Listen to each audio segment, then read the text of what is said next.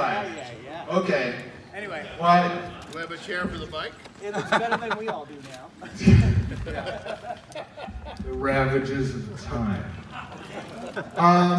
So thank you guys so much for coming out to the screening.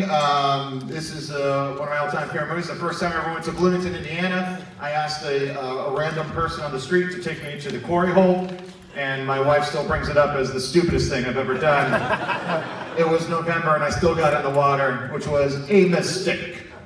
Because it doesn't look so much like that anymore. There was a lot of algae blooms and whatnot, and it was not a good idea. But it is my all-time favorite movie, and I had to get in just because this movie means so much to me. And I want to just let's go down the line and just tell us how you got involved with the film and like how it happened. Was like how was it working with Peter Yates and whatnot. So we can start with Hart if you want to go. Well, I was in college. I had done one film prior to this called Islands in the Stream with George C. Scott, and I had taken some time off from school to do it. And I literally got hired the day after I graduated from college for this movie. I was 21, and Peter was great. You know, I had a meeting with him, and he said, "You should play Rod," and that was that. So. You look like a Rod. Like it's such perfect casting because it's like right when you show up, you inside you can't even help it, but you just go, "Fuck that dude." I still get there. Yeah. Thank you. Paul Dooley, fantastic job in this movie.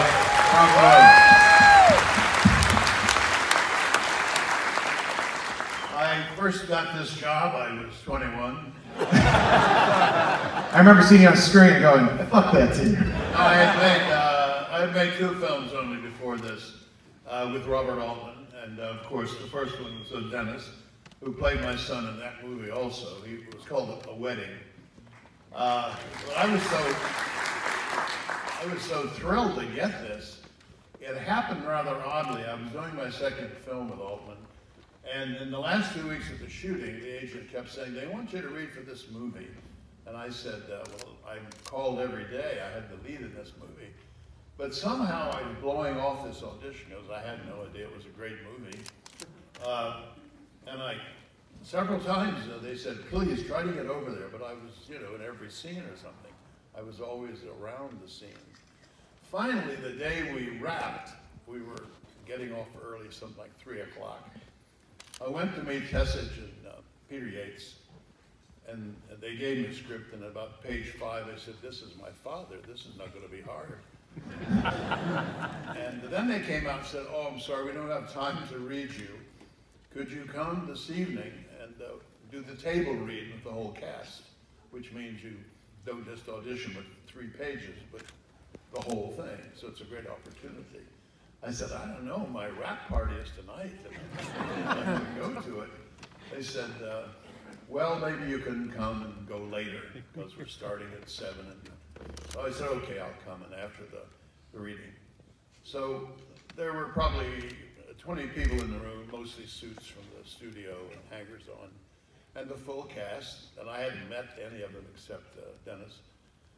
And I'm reading and reading, and I'm getting laughs, and after about 10 or 12 pages, I said, "I'm going to get this job." And that's what happened. It was a dream come true because it's the best movie I ever made, and it's the best script of it.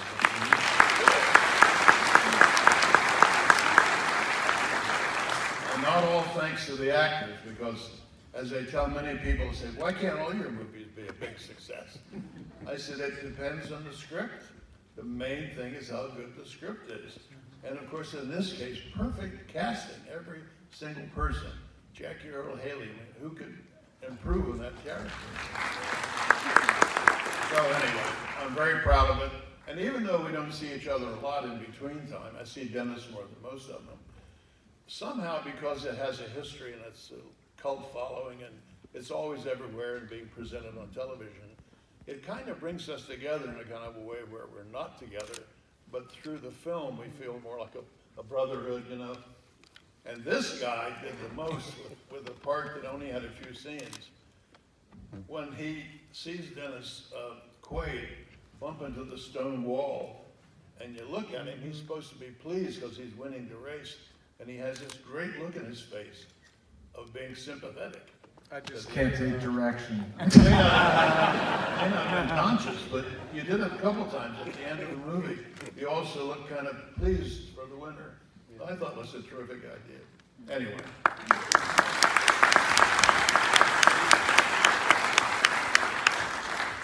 Dennis, how'd you get involved?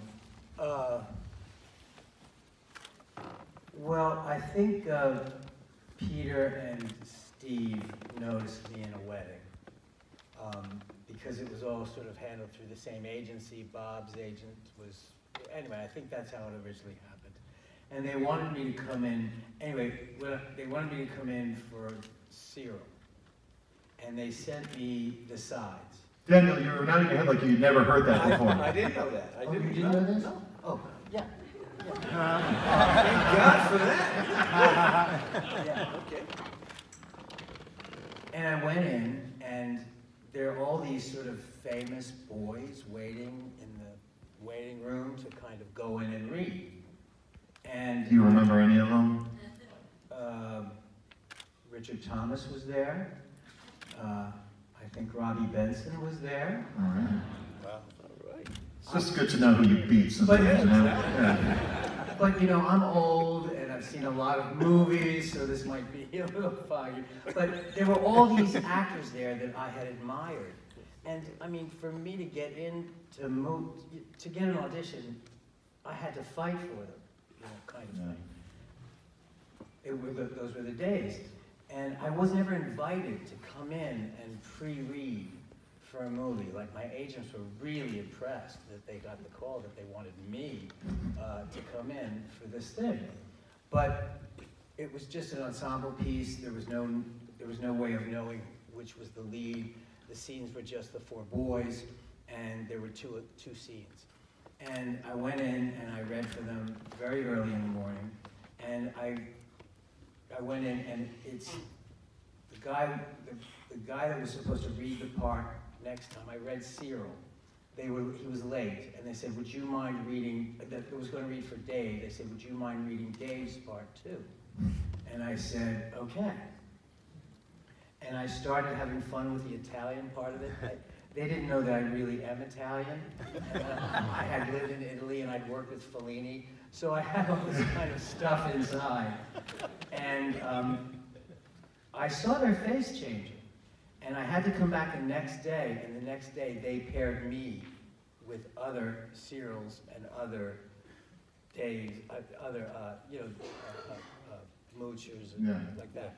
So it was like that, and I didn't know. I was on another movie with Richard Harris. I was playing his son, and I was late.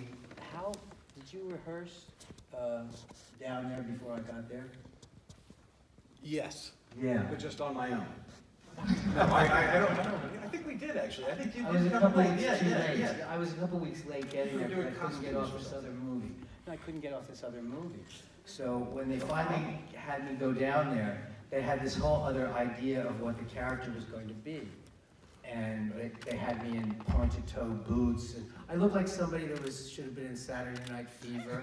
A bandline shirt unbuttoned down to here and real tight pants. And I looked like I was a greaser trying to pick up chicks. And it didn't work. I mean, my hair was like dark brown and all slicked back. That's right. It was really, really They had to reshoot bad. they reshot the beginning. Thank God the very first scene that I ever did in the movie was with her with the lighter. And we shot it in this other reality with this character looking completely different. You know when Lily Tomlin used to do drag and appears a man with hair? Yeah. That's what I looked like. It was really, really bad. We shot a whole day like that, me at the table with her, because we had to go back and shoot me rushing in to help the friends now that we figured out the other thing. And I went back to my hotel. We shot the whole day. I had gotten in on the red eye. I had no rehearsal time with anybody. They put me in this outfit and did this stuff to me with makeup and hair. and threw me in there, and I tried to get through it, and I did it. I went back to the hotel room, and I cried the whole night through. And I called my agent, and I said, I can't do this. I don't know why the fuck they hired me, what happened. This isn't at all what I'm thinking that this is. Yeah.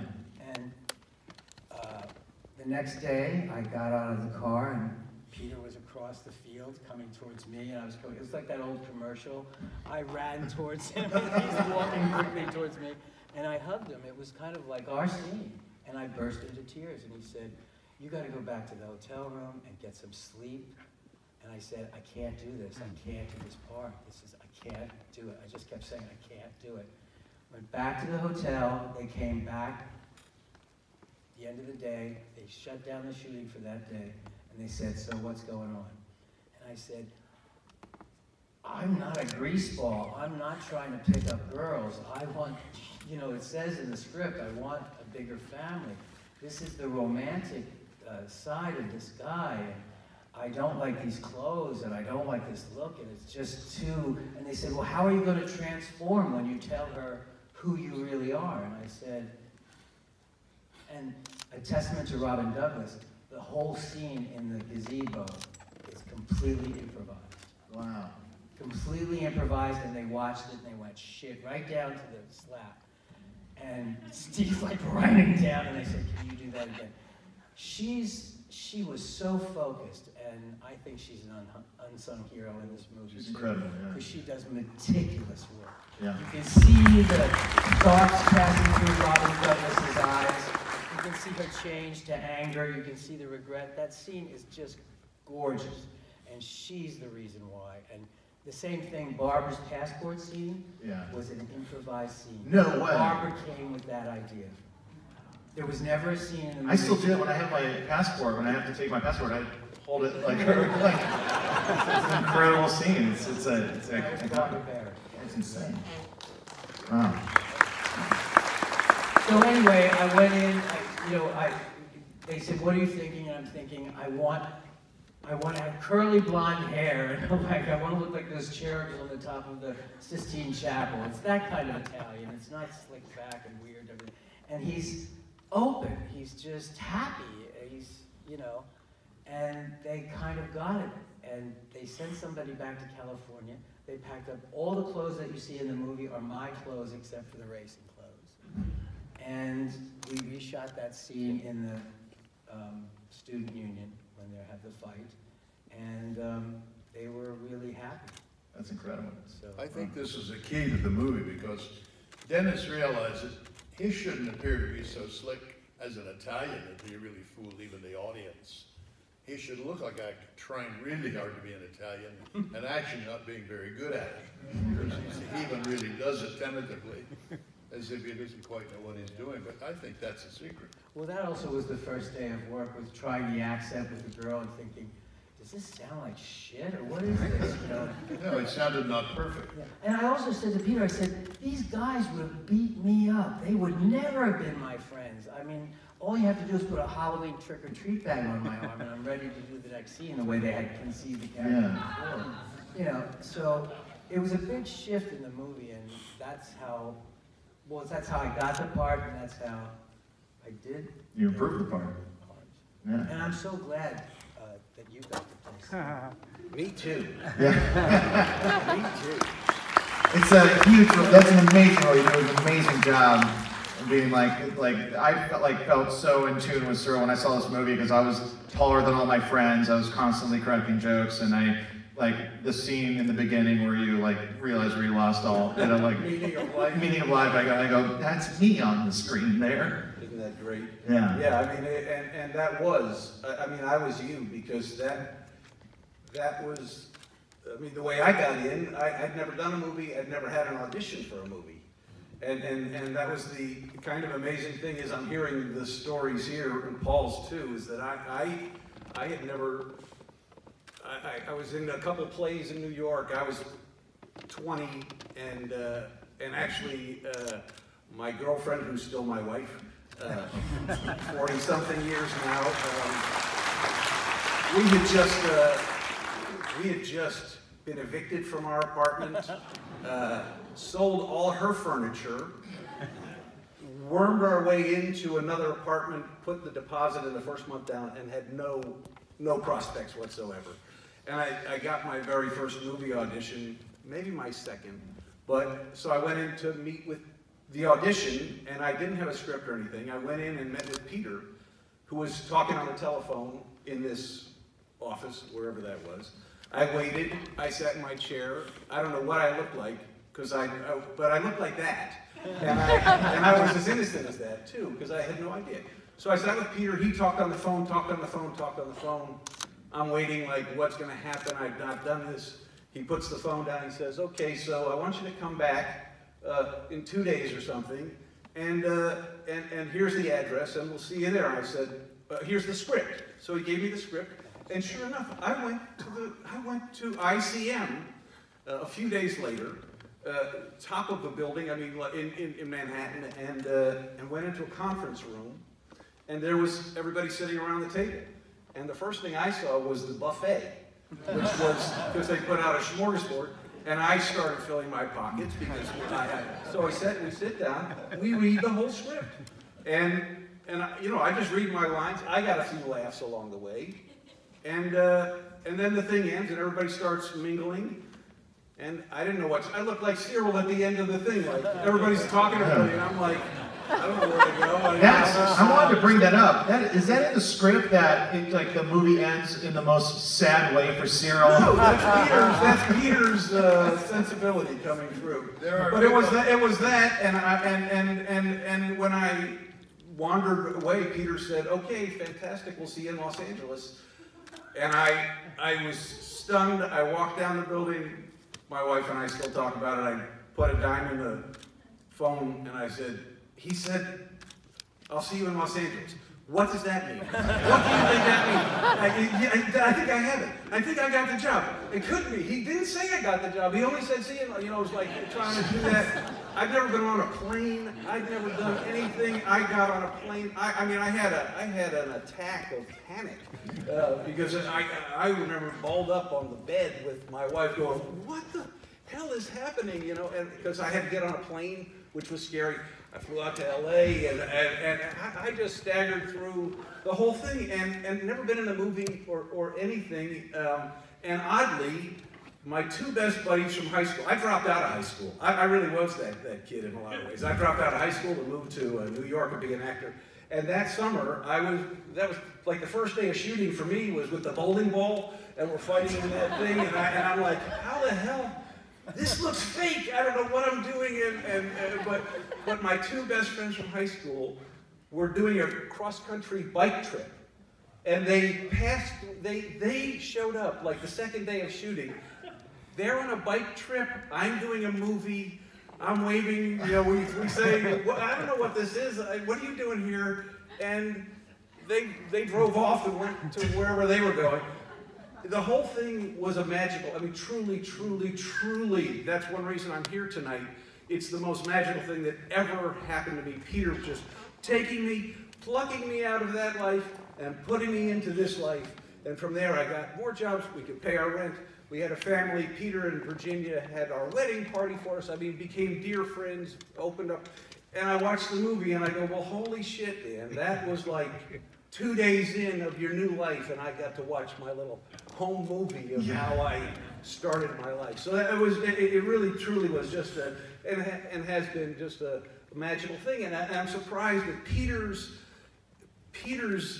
sensibility as a director. I've directed, and you audition people, and you call them back, and you know his instincts for Paul, for me. I mean, to just say, yeah, you're the right guy. I'll give it a try. I'll give you a try where you do the whole thing. I don't want to just see 3 seconds of it. And for Peter's artistry, and it carried through the shooting too, because he was the most dignified, wonderful, classy guy, and yet he would do anything silly to get the performance. He made you feel safe. He made you feel wonderful. There's a scene when Mooch punches the thing, and we all drive away, and we cheer. And I'll never forget that day because Peter, we weren't cheering enough or we weren't doing it right. And then Peter said, all right, one more take, and we all are looking this way. And when we turn around, Peter has taken off his hat and he spills a cup of water on his head. And we all go, he wanted us to laugh and we were like, what the hell was that, Peter? But he was trying, he was so sweet, and him and Steve really, that's what this movie's about, is Steve Tessich's writing, his love of culture and other cultures, and his immigrant story that he was telling, and Peter's deft touch with how to tell that story. Humanity. You know something? It took a British director, and a guy who was born in Yugoslavia, or perhaps Serbia, came here when he might have been 10 or something, to see an American family in a clearer way than most writers had done that in the past. That somehow he had fresh eyes for how to put together American family and tell the story. So that's very rich, I think. It was originally, everybody knows, it was originally 2 scripts. It was Bambino, it was called. It was Bambino, it was 2 scripts that Peter had shepherded with Steve. Had written 2 scripts, one about a kid who lives at home with his parents, being an Italophile. Is that the right word? Sure. Sure. And the other one was about these townies and a bike riding story. And it was Peter's idea to combine them, isn't that right? Really? There was also a version where Dave is picked up by, the bike that he rode on was a folding bike. Because at one point he gets in a van with hippies and is smoking grass with the hippies in the van, practicing on a folding bike. Yeah, it was really. By the way, this is I didn't even listen, I guess. these 2 stories by Tessich had been with every studio, picked up and kept and left on the shelf and not made, finally released. And that's after 7 years, Peter told me. He said, I think we have 2 movies here. One is 4 Friends and one is the bike movie. And later, after Breaking Away, a film came out called 4 Friends, I believe, and another one that played the other basic script. But they had amalgamated it into Breaking Away. But they followed it up with kind of versions of those 2 things. Here's a bit of trivia. I've known this guy ever since all that time, and we're pretty close. We see each other quite a bit. And the other day we had a breakfast, it was about a month ago, and he tells me things I didn't know about. We came back after breakfast and sat in my car for 3 hours, and he told me things that were new to me about this movie. And he said that Charles Durning, whom I consider the premier character actor of movies, turned it down not too long before I did it. And it was also I found very early that Art Carney also turned it down. Robert Preston turned it down. Robert Preston. Really? And Eva Marie Saint. Oh, I didn't know about that. I learn new things every day. I'm just lucky. Marie Saint turned down the mother, Barbara's part. Okay. Part of the dead.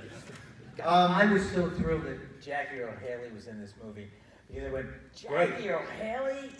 He was the star. He was the star. He was the star. When we were shooting the movie, Bad News Bears, when we would walk around town, Jackie was the star. I mean, obviously, I had never been in anything. Dennis had been in one thing. Quaid had been in a couple things.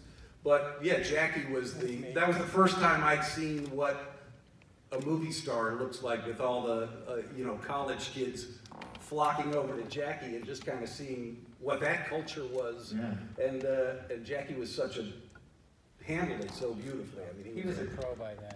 Totally. He was a real pro. And that was sort of his step up into being an adult teenager. He was getting married because he had been the kid a lot of times, so that was his. The sad thing was that he had a dry spell for quite a few years. He's a little bit hard to cast in a way because he's short, but he tacks tough. I think of him as a young Jimmy Cagney almost. But he had a long term when he wasn't getting any acting work, and then he came out with a movie where he got a lot of press. It was about a child molester, and then he became